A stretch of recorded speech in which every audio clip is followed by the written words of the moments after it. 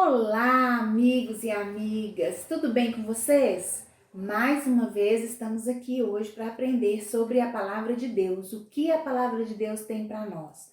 E hoje vocês podem ler aqui, nós vamos aprender sobre a igreja. Me falem, o que vocês acham que é a igreja? Tem muita gente que pensa que igreja é o lugar onde a gente se reúne. Não, eu vou dizer para você que não é. Você está errado. O que é igreja? Igreja são as pessoas do lugar que a gente se reúne.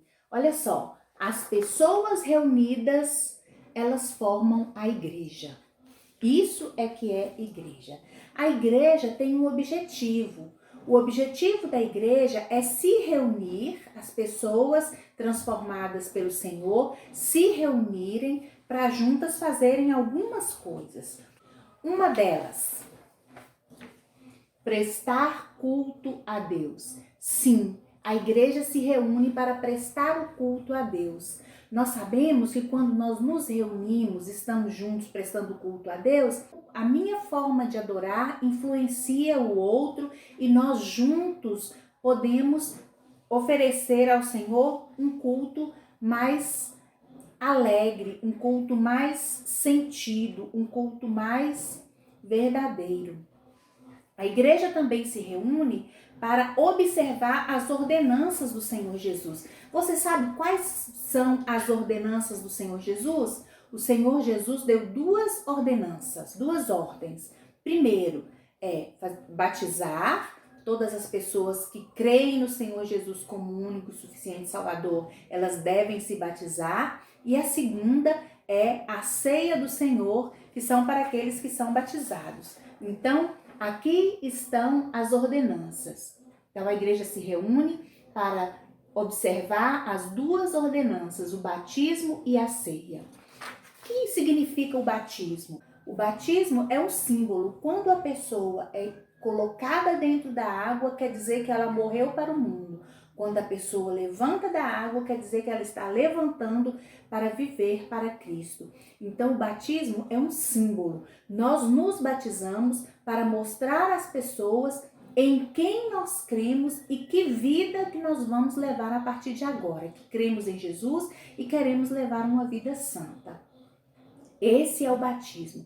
Por isso que o Senhor Jesus diz que todos os que creem nele como único e suficiente Salvador devem se batizar, devem ser batizados como um símbolo para mostrar, para testemunhar às pessoas em quem nós cremos. A segunda ordenança é a ceia do Senhor. A ceia do Senhor nós temos dois elementos. Quando nós tomamos a ceia, nós temos dois elementos que nós ingerimos. Um é o suco de uva, o outro é o pão. O suco de uva, ele simboliza o sangue de Jesus que foi derramado na cruz por nós, não é? Para que nós pudéssemos ter os nossos pecados purificados.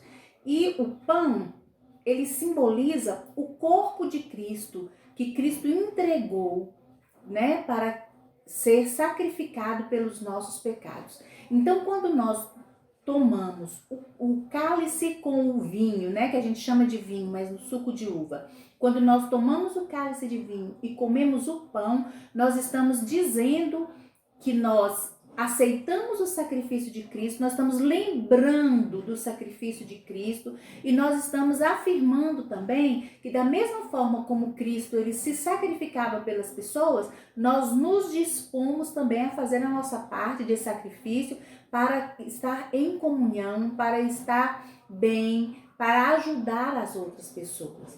Uma coisa muito importante que a gente tem que atentar é que a ceia de antigamente não era esse pãozinho e esse suco de uva. A ceia significa um jantar. A palavra ceia significa jantar. Até hoje, em espanhol, la cena ou a ceia é um jantar. O jantar da noite de todas as pessoas de fala espanhola é chamada de a ceia. né? Vamos tomar a ceia, a família se reúne e janta junto, né? Quero convidar você para ceiar conosco, para fazer o jantar. Então, antigamente as pessoas jantavam juntas, comiam juntas, ceiavam juntas. Isso significa que elas faziam isso para ter comunhão umas com as outras. Então, quando a gente ceia, a gente está dizendo que a gente quer ter comunhão com as pessoas que estão ceando conosco, com os nossos irmãos, e a gente quer manter essa comunhão. Como que a gente pode manter essa comunhão com os nossos irmãos? Procurando saber como eles estão, telefonando de vez em quando, sendo cortês com as pessoas, procurando saber das suas necessidades, das suas dificuldades, ajudando essas pessoas sempre que houver necessidade. Então a gente já viu, voltando aqui no nosso estudo, a gente viu que a igreja se reúne para prestar culto, para observar as ordenanças de Jesus. A igreja se reúne para uma coisa muito importante, que é meditar na palavra, meditar na Bíblia. Nós nos reunimos para que nós possamos meditar juntos e aprender juntos. É muito importante que a igreja tenha um único pensamento, um saber só a respeito da Bíblia. Para quê que a gente tem que saber um saber só? Para a gente andar junto. Por isso que nós nos preocupamos tanto, o pastor se preocupa tanto em pregar, em estudar bastante, trazer sermões bíblicos, ensinar pra gente o que é certo e o que é errado, para que a gente possa crescer juntos, conhecendo a Bíblia, para a gente não se desviar, para a gente não ser levado por qualquer vento de doutrina. Outra coisa que nós fazemos também quando a gente se reúne, a igreja se reúne para que haja a pregação da palavra. O pastor prega a palavra para a igreja ser alimentada da palavra de Deus. A igreja, ela não tem um governo que uma manda na outra, não. As igrejas são autônomas. Isso significa ser autônoma. Ela autogerencia a si mesma, ela se gerencia, ela manda em si mesma.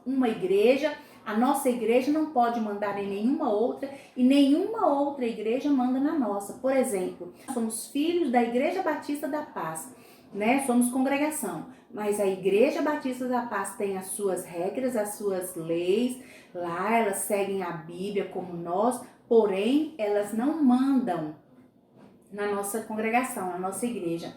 A nossa igreja é autônoma. As igrejas são autônomas, são democráticas. O que significa ser democrática? A palavra demo significa povo. Democrática quer dizer que o governo é do povo da igreja. O povo da igreja é que decide quais são as coisas que vão acontecer na igreja. Então, assim, a igreja que manda em si mesma, a igreja que decide por si mesma, mas como que são essas decisões? Essas decisões são baseadas na palavra de Deus, naquilo que a gente estuda da palavra de Deus. E essas decisões, elas são orientadas pelo Espírito Santo de Deus. Então, as igrejas são autônomas, elas são democráticas, elas se regem pela palavra de Deus e são orientadas pelo Espírito Santo de Deus. Uma igreja não manda na outra. Todas as igrejas batistas são autônomas, todas elas, inclusive a nossa também.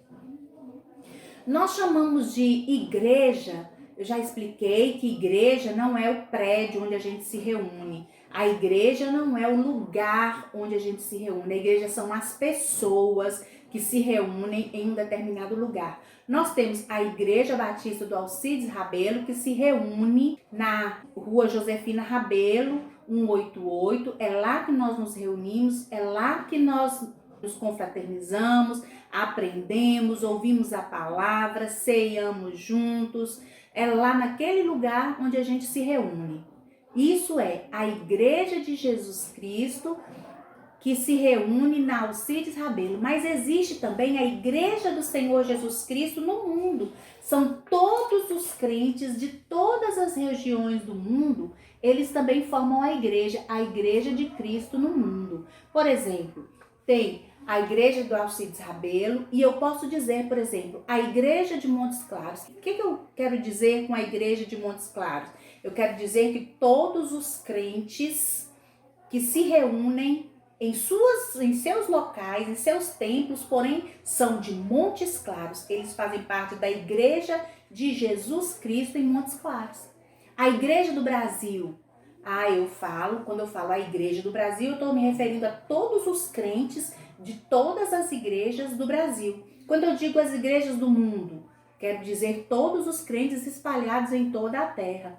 Então, eu posso chamar de igreja um ajuntamento menor, que é o ajuntamentozinho que nós temos na nossa igreja, e posso chamar de igreja todas as igrejas espalhadas na face da terra. A igreja é chamada de noiva de Jesus na Bíblia Sagrada, porque o noivo virá buscar a sua noiva. O noivo é Cristo. Ele virá buscar a sua noiva, que é a igreja. A igreja é chamada de corpo. Como assim a igreja é chamada de corpo de Cristo? A Bíblia nos diz que a igreja é o corpo de Cristo. E desse corpo, Jesus é o cabeça. Ele é o cabeça desse corpo. Então, nós todos fazemos parte desse corpo de Cristo. E Cristo, que é o cabeça, ele gerencia tudo, ele manda em tudo. Como que ele faz isso? Através do Espírito Santo de Deus. O Espírito Santo de Deus, ele ilumina quando nós estudamos a palavra, ele nos ilumina, ele nos orienta para que nós sigamos as orientações da Bíblia e assim obedeçamos a Cristo. Nós dissemos que igreja não são as quatro paredes, mas é o ajuntamento de pessoas que se reúne dentro das quatro paredes. As quatro paredes a gente chama de templo. O templo é o lugar onde a gente se reúne.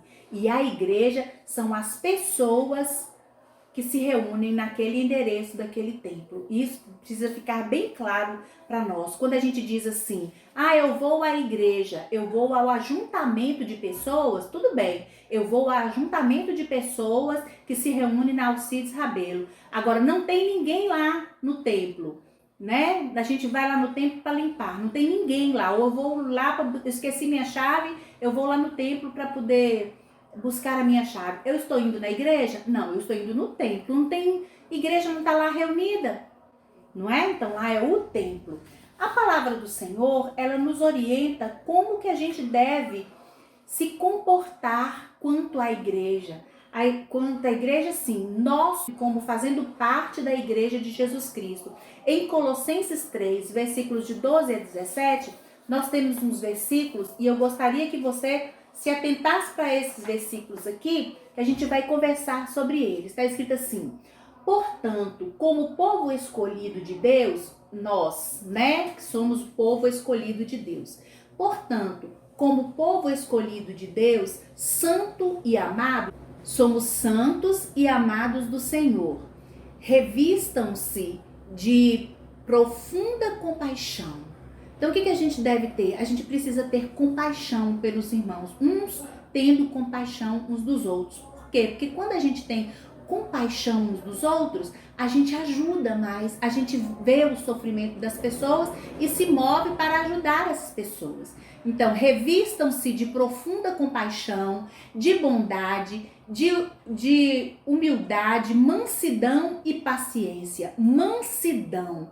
Então, a gente precisa ser pessoas mansas. O que é ser uma pessoa mansa? Ser manso é o contrário de ser bravo. Não é uma comparação muito boa, mas pensa num animal bravo, um cachorro bravo. Como que ele se comporta? Ele late muito, ele quer quebrar as coisas, ele quer nos morder. Então, a palavra do Senhor diz que a gente não deve ser bravo, que a gente deve ser manso, dócil, com paciência. Então, com humildade, com paciência. Suportem-se uns aos outros. O que é suportar uns aos outros? Tem pessoas que a gente não se dá totalmente bem. Tem pessoas, tem hora que a gente fica com raiva de determinadas coisas que acontecem. Mas a palavra do Senhor diz que a gente deve se suportar, né? Não é porque eu fiquei com raiva que eu vou avançar em alguém ou que eu vou falar alguma palavra dura, grosseira. Não. Suportem-se uns aos outros, Perdoem as queixas que tiverem uns contra os outros. Fez alguma coisa contra você? Perdoa. Não é perdoar só se a pessoa te pedir perdão, não. É perdoar sempre. Perdoem como o Senhor lhes perdoou. O Senhor Jesus, quando ele morreu na cruz pelos nossos pecados, eu não tinha nascido, nem você tinha nascido. E ele, naquela experiência de crucificação, ele perdoou os meus pecados, ou seja, ele perdoou a mim dos pecados que eu nem havia cometido, nem nascida eu era, e ele já me perdoou.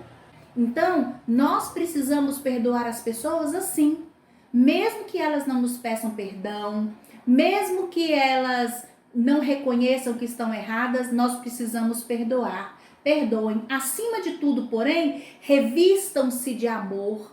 Então, os crentes, o servo do Senhor Jesus Cristo, ele precisa ser amoroso, porque o amor é o elo perfeito. O que é o elo? Elo é aquela parte da corrente que gruda uma na outra. Uma corrente é assim, um elo, outro e vai formando a corrente com os elos. Então, o amor é o elo perfeito, é o que nos une perfeitamente uns aos outros. Revistam-se de amor, que é o elo perfeito.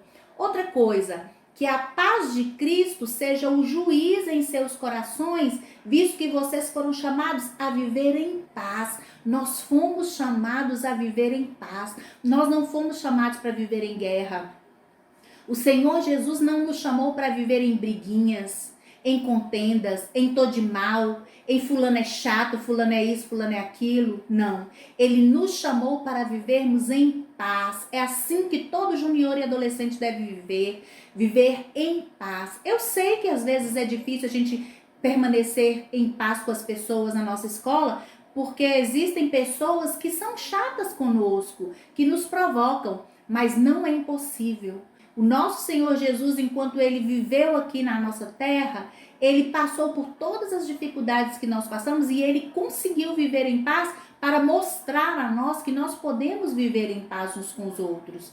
Vivam em paz como membros de um só corpo. Lembra que nós falamos aqui que nós somos o corpo de Cristo? Então, nós somos membros de um só corpo, o corpo de Cristo. Por isso nós devemos viver em paz uns com os outros, porque nós somos membros de um só corpo.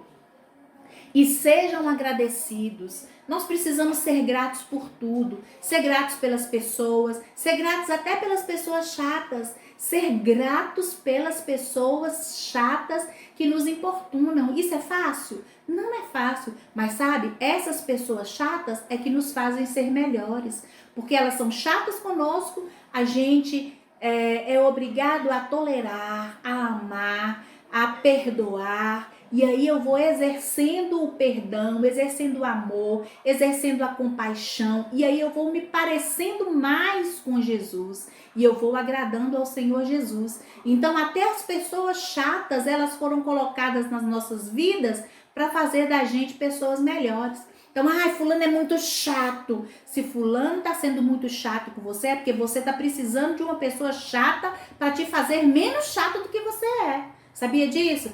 Mas fulano, ele faz comigo muita coisa desagradável. Se ele está sendo desagradável com você, é porque Deus está vendo que você precisa de uma pessoa desagradável para você realmente ser uma pessoa que dê testemunho, uma pessoa que seja cristã realmente.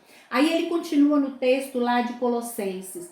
Habite ricamente em vocês a palavra de Cristo. Olha só. Por isso que nós estamos decorando a palavra. Por isso que nós estamos meditando e decorando na palavra de Deus. Eu tenho pedido para vocês dedicarem um tempo para decorar, para vocês filmarem vocês falando a palavra de cor. Sabe por quê? Por causa disso. Porque a palavra do Senhor diz que a palavra precisa habitar em nossos corações.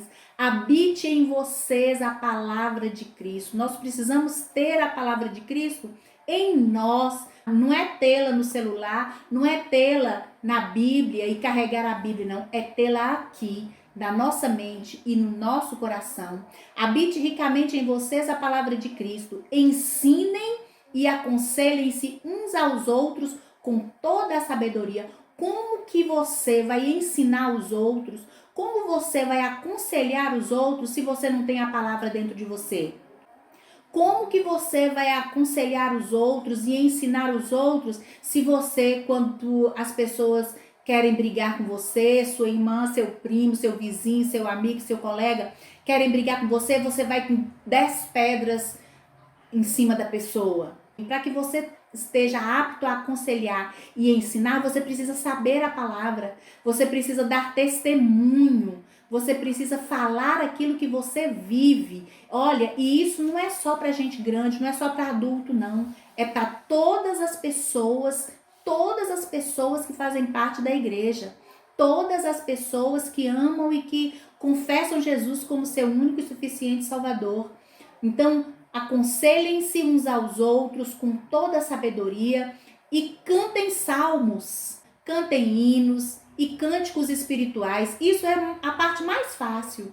A gente se reúne, a gente canta salmos, a gente canta hinos, a gente canta cânticos espirituais com gratidão a Deus em nossos corações. É a parte mais fácil. A parte mais difícil é a gente ser crente de verdade.